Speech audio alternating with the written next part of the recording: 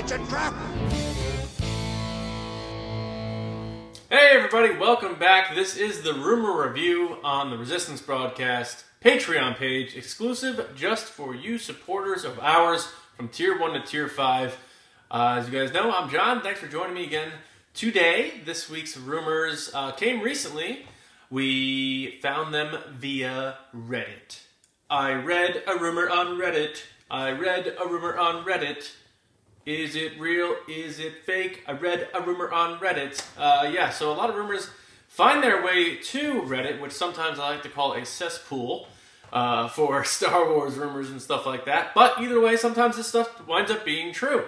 Alright, so the first one has to do with Episode 9. And this person on Reddit called Jedi Paxis claims that they have an inside source with detailed information about the story for Episode 9. So let's just read real quickly what they posted, and then we'll tackle it from there. When we pick up with Kylo's story in Episode 9, he's still struggling between the light side and the dark side. In addition to this, he's also dealing with how to reconcile his feelings towards Rey. My source specifically referred to these feelings as a love for Rey. Kylo either seeks out or is summoned by a new character that is being referred to by my source as the Oracle. What is this, the Matrix?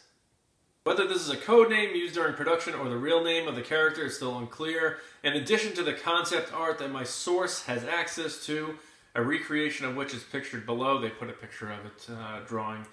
They're saying that the picture is faithful to the original that they saw. So now this person's claiming they saw original work from Episode 9. That's interesting to me. It's a baby, the sculpt of a giant baby head that the Oracle sits on top of, and essentially identical to the art. Unpainted would be the size of appearing to be 8 feet by 10 feet wide. So we got Kylo dealing with the light and the dark. I mean, that sounds like something they copy and pasted from The Force Awakens. If this guy's 3 movies in and he's still doing the same thing, juggling the balance between light and the dark, has there been no character development for this? That's a problem to me. And then, of course, the hot button issue.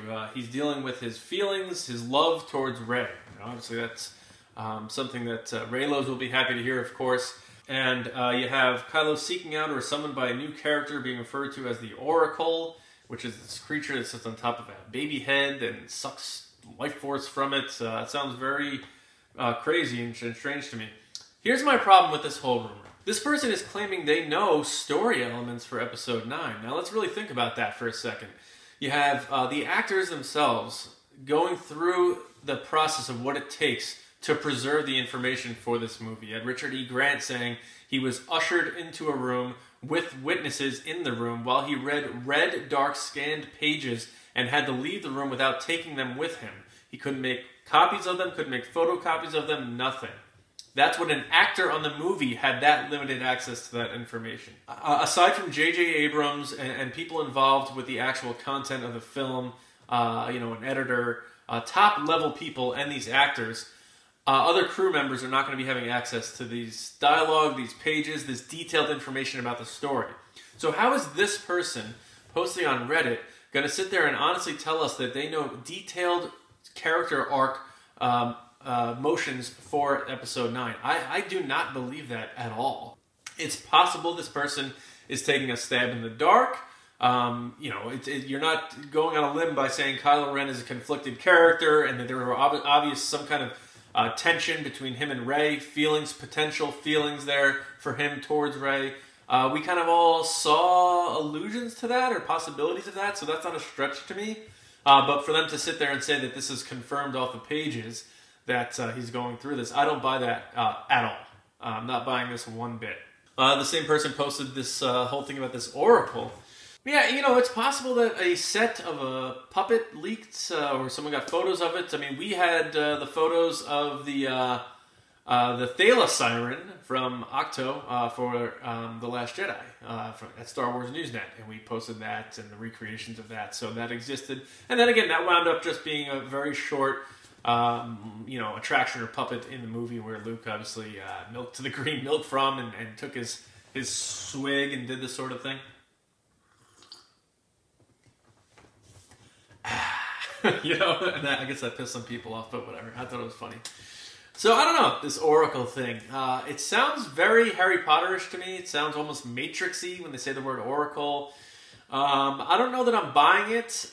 It sounds a little too out there for me. But again, for them to know this type of detail from the script about what this thing does and who visits it, I have a really hard time believing that. Knowing, again, the secrecy and the security that went behind the actors having access to the content, the pages, the actual script of this story for episode 9. So I'm having a hard time with this rumor. I really am. We'll see if it ends up being true. If so, then you got to check out this person on Reddit in the future for sure.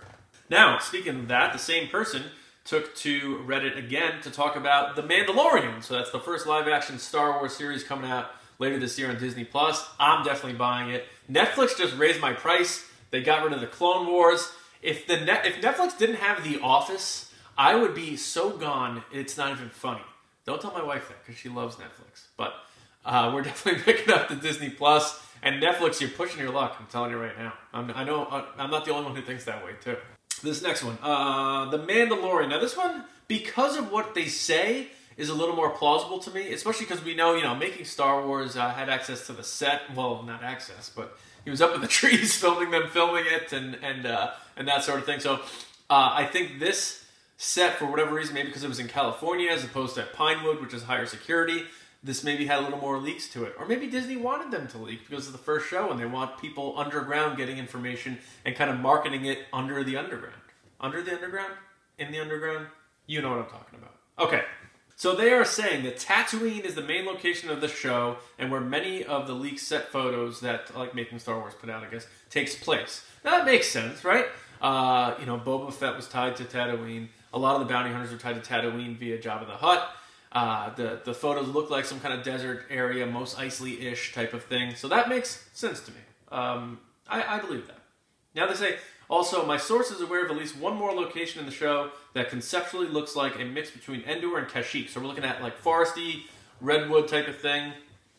It's possible they shot up to Northern California again, where Return of the Jedi was filmed and did some work in some kind of foresty areas. I could buy that. Obviously, you don't want to put the show just on one setting on Tatooine, so this is possible. All right, characters. IG88. We kind of knew that. Jon Favreau posted that, so okay, good for you. You posted that there. Bossk. We heard rumblings about Bossk appearing again. We know that I believe it was the Kasdans, or somebody wanted to. I think it was the Kasdans. They wanted to use Bossk as Darth Maul's or Enfys Nest's sidekick or something like that in Solo, and they had to change that. So maybe they changed that because they wanted to use Bossk for the Mandalorian. So all that stuff makes sense to me. We've talked about that on the podcast. Dengar. I mean, that's the first time you're hearing about Dengar, but now we're kind of running through the line of all the bounty hunters from Empire Strikes Back. Like, you. Let's all go. We're all coming back to the future. Doc Brown. That makes sense to me. Dengar, okay? It says, according to my source, his appearance may or not be different. That's fine. Zuckuss, no word on that, but listed here. No Forlom. So all you die-hard Forlom fans out there, I'm so sorry. You're going to hate The Mandalorian now, because Forlom is not going to be in the show. Gina Carano's character has long dark hair. She's shown in concept art. She is going to be linked, her character is going to be intertwined with the Mandalorian.